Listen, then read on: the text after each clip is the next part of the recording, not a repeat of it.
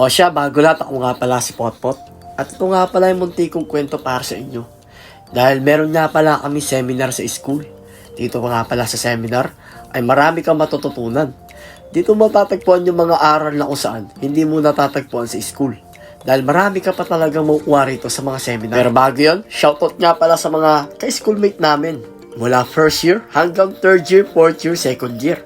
Grabe, ang sisipag talaga ng mga to. Dito nga pala sa seminar, Operations Management, ay marami ka talaga matututunan. Dito yung mga aral na kung saan marami kang magagamit balang araw. Sa mga seminar pala, may mga nagsasalita. Iba't ibang tao kung saan karanasan sa trabaho at saka sa negosyo. Kaya sobrang nakinig talaga ako rito. Marami akong natutunan ng seminar na to. Kaya naman nag-take down ako at nagbigay ako ng anong tutunin sa aking sarili. Dito kasi talagang marami akong natutunan ng seminar. Hindi lang basta pag-aaral ang kailangan pala dito. Shoutout nga muna pala sa ating mga kaibigan dito. At sa mga kaklase ko, grabe, patapos na rin sila pag-graduate. Congratulations sa inyo lahat ha. O siya, ituloy ko nga muna pala yung konting kwento para sa inyo. Dito nga pala habang nagsaseminar kami, may iba't ibang mga taong nagsasalita sa harapan. Bukod doon, ay talagang marami akong natutunan nung seminar na to.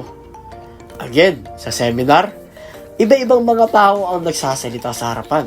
Kaya naman kapag nagkaroon tayo ng seminar, ay makikinig lang tayo at mag-take down. Para din kasi sa atin yung balang araw. Wala din kasi tutulong sa atin kundi sarili lang natin. Kaya naman shout out sa mga tropa na klase natin na mag-aral lang tayo na mabuti. At syempre, congratulations sa mga klase ko na malapit na makagraduate. O siya, pagkatapos nun nag-message na nga pala isang prof namin dito.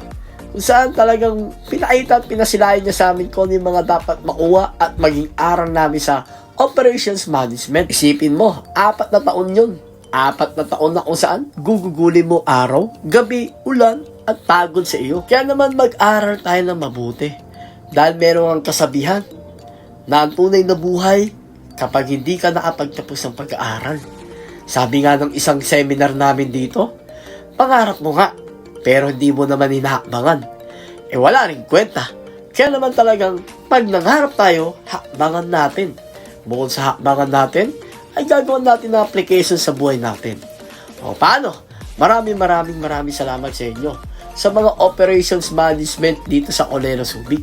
Kaya lagi tayo mag-aaral na mabuti. Pero bago yun, shoutout nga pala sa isang manager ng McDonald's na si Sir Mark Ace. Kaya naman maraming salamat sa iyo, Sir Mark Ace. Marami kami natutunan. Marami kaming natandaan sa iyong mga aral. O paano? Hanggang dito na lang aking kwento. Maraming salamat sa inyo. Mag-aral lang tayo ha. Operations Management BSBA. Siya. Alam mo ha.